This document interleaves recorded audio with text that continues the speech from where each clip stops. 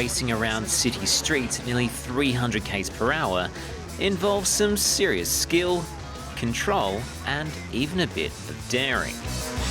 That's something these guys know a fair bit about.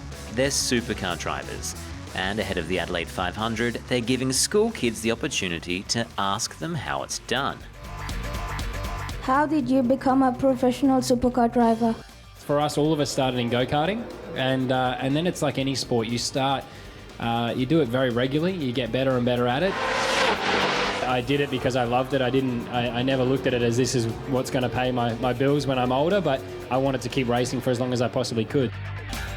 How hot does it get when you're driving in the car? It gets very hot. It varies a lot depending on the weekend and depending on the temperature outside. But like Mark said, it's like getting in your car on a very hot day wrapped up in blankets. It's just not very pleasant. How often do you train your driving skills?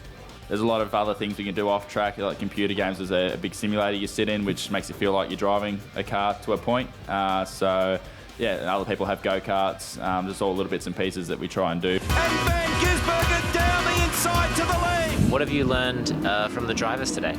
Well, mainly I learned that it's pretty tough and it's fun, and when you're in the car, like, it gets really hot because they don't have air conditioning. I pretty much learned that it is more hard for them than I actually thought it was to like get in a car and drive. But what happens in the driver's seat is just one part of racing. Inside this garage, a whole team of people is working on this car to make sure it runs at its absolute best on race day. Driver Lee has to work closely with race engineer Stu, both to make tiny tweaks to improve the car's performance and to plan race strategies. There's a huge amount of work that needs to go into the car in preparation. A lot of it's just general maintenance, but also a lot of it is development as well, because basically if we just turned up each race meeting with the same components, we'd actually just be going backwards. How stressful is it during the race? I've been outside the car. It's more stressful outside the car, I reckon.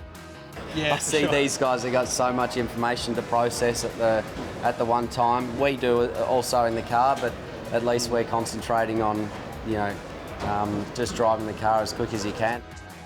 The mechanics also, when the car comes in for a pit stop, they've got to put the fuel in, change the wheels as quickly as they can, and so for them that's a pretty high adrenaline sort of moment as well.